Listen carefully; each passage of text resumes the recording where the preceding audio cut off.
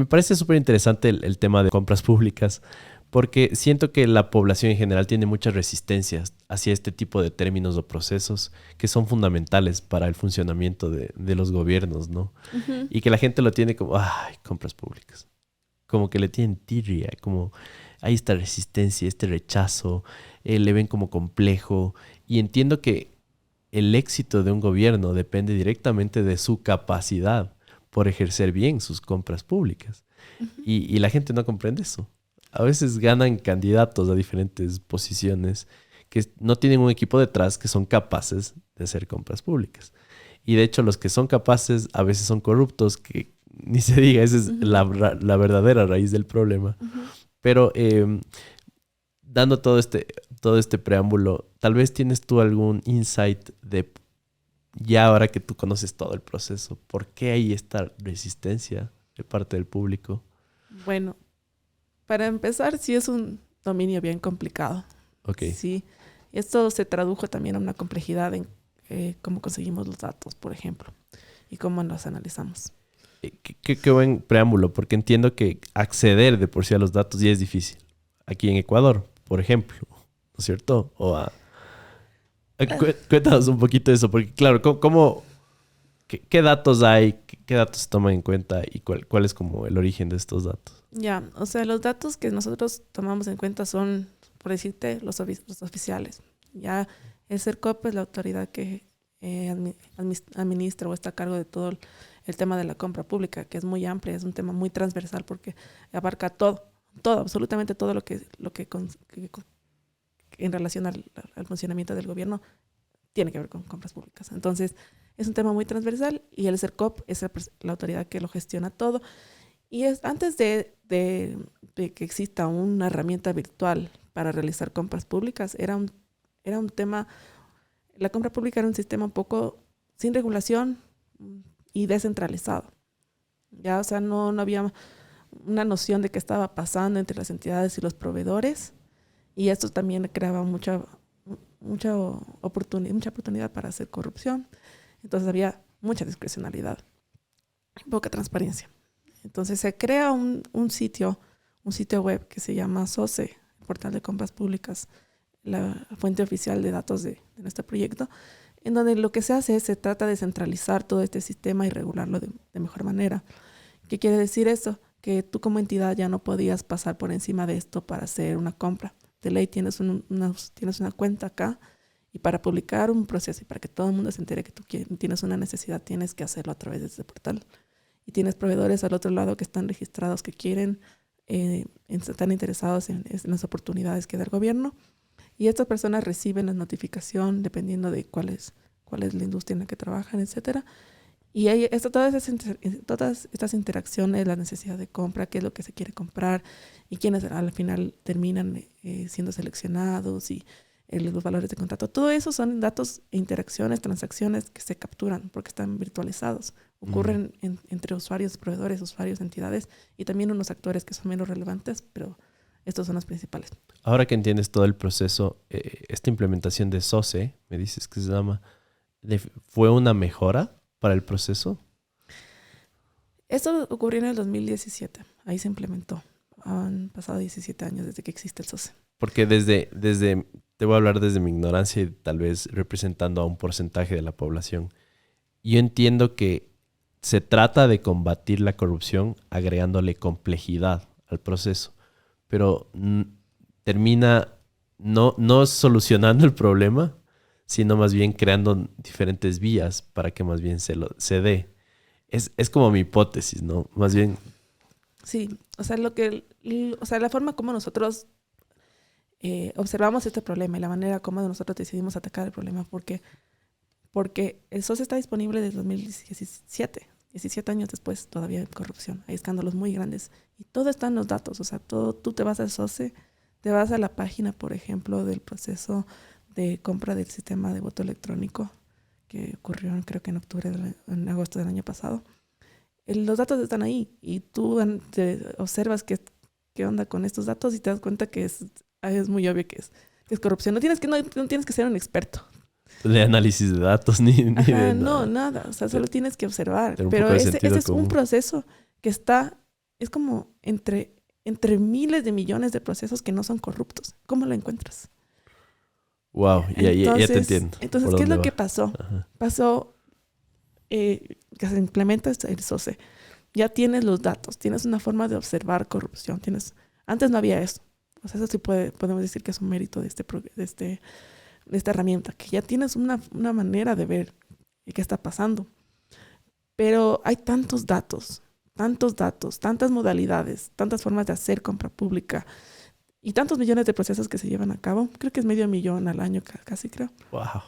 Y que tú, si quieres monitorear y tienes, por ejemplo, una meta personal de encontrar un proceso corrupto, no sabes por dónde empezar. Y es esto en donde la gente dijo, bueno, tenían miedo que quizá el SOCE, como ya nos están observando, nos vamos a cuidar más. Pero se dieron cuenta de que podían hacer actos de corrupción dentro de este sistema y que nadie les estaba observando y que nadie hacía nada. Entonces fue una forma mediante la cual se sistematizó un poco la corrupción acá en el Ecuador. Por el tema de que más transparencia, o sea, más datos no se correlaciona con más transparencia. Solo existe esa correlación si estos datos son utilizados para analizar y como por ejemplo a través de inteligencia artificial o de la forma que estamos haciendo por el momento. Si estos datos son analizados, ahí podríamos estar hablando de que se está aumentando la transparencia. Claro, tú me hablas y yo me acuerdo me empiezo a acordar. Yo soy millennial, ya tengo 32 años. Yo me acuerdo cuando era el internet como antes de Google, me explico. Era como una base de datos y Dios sabe cómo vas a acceder al sitio a menos que sepas del URL, ¿no? Entonces, presiento que es algo parecido. Es como, ya, está todo transparente acá, están los datos, pero hay 500,000 al año. Es como, ¿cómo le priorizas? ¿Cómo sacas esta información? Enfocándote en lo que quieres, ¿no? Es interesante. Entonces, yo presiento que llegan a esta conclusión en la investigación que estaban haciendo, ¿no es cierto? Como, miren, los actos de corrupción están aquí, ¿por qué la gente no está haciendo nada? Ajá. Y cómo empiezan a estructurar esta solución. Ya, SOCE tiene los datos, pero no están saliendo al público, la gente no está haciendo nada al respecto de esto. Ajá. Entonces todo esto nació porque esta no fue una idea netamente de la gente del equipo, fueron unas personas que se acercaron a nosotros, que fueron en búsqueda de la UCFQ. Ellos dijeron, queremos usar inteligencia artificial para combatir las compras públicas del Ecuador. Es una idea brillante. Ahora, ¿cómo materializas Claro. esto en algo concreto? Y encima con todas las limitaciones que tienen un proyecto, con un presupuesto, con tiempos, etcétera. Entonces, ¿cómo tomamos esta idea tan grande de cómo combatir la corrupción con AI en una aplicación que ya existe? Entonces, obviamente todo empezó, por ejemplo, primero, ¿dónde detectamos corrupción? Tienes corrupción en muchas partes. Digamos, en el sistema judicial, sabemos que hay bastante. En los hospitales, en parte sí hay por temas de sobreprecio que sí están vinculados a la compra pública. Pero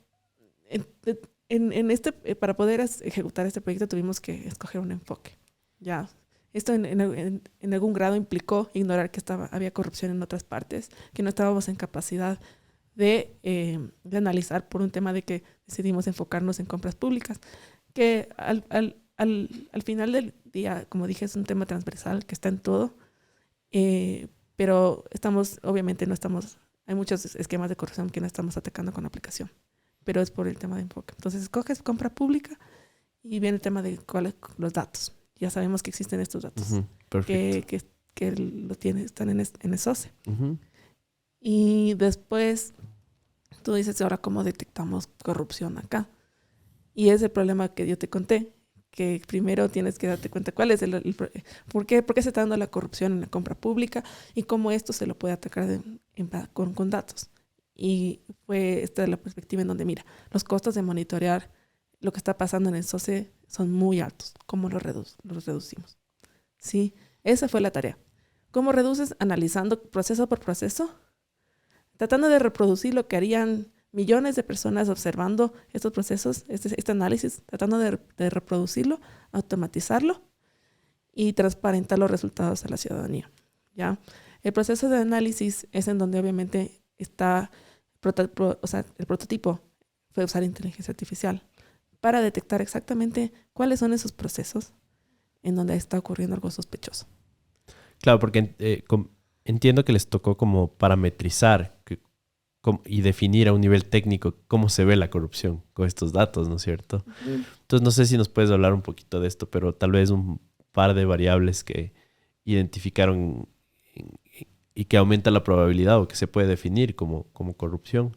Claro, entonces, para poder hacer este análisis, escogimos como un approach, o sea, cómo nos acercamos a este problema en base a datos. Entonces, el approach que se escogió fue el de banderas rojas. Banderas rojas es basado en datos. Lo que tú haces es vas detectando trazos de corrupción que se manifiestan en datos. Y esos trazos se podrían de forma técnica definir como indicadores de corrupción. Entonces yo por eso nosotros cuando yo hablo, ¿qué es CAPA? Que es una aplicación que detecta riesgos de corrupción, no detecta corrupción, detecta riesgos, ya. Y esas son esas banderas que se van levantando y que se van acumulando, dependiendo si es que un proceso levantó muchas banderas o no. Entonces, ¿qué son esas banderas rojas? Son, por el momento, medimos en este caso temas de, por ejemplo, concurrencia, si se está cumpliendo la ley. Hay bastantes red flags. O sea, te vas a la literatura y hay muchas. Este es un problema que se lo ha tratado de atacar ya desde la academia y desde muchos países. Entonces, te vas a ver, investigas y dices cómo se ven las red flags. Internacionalmente, algo que todo el mundo sabe que podría ser un indicador de que hay corrupción acá, son los plazos cortos de entrega de propuestas, ¿sí?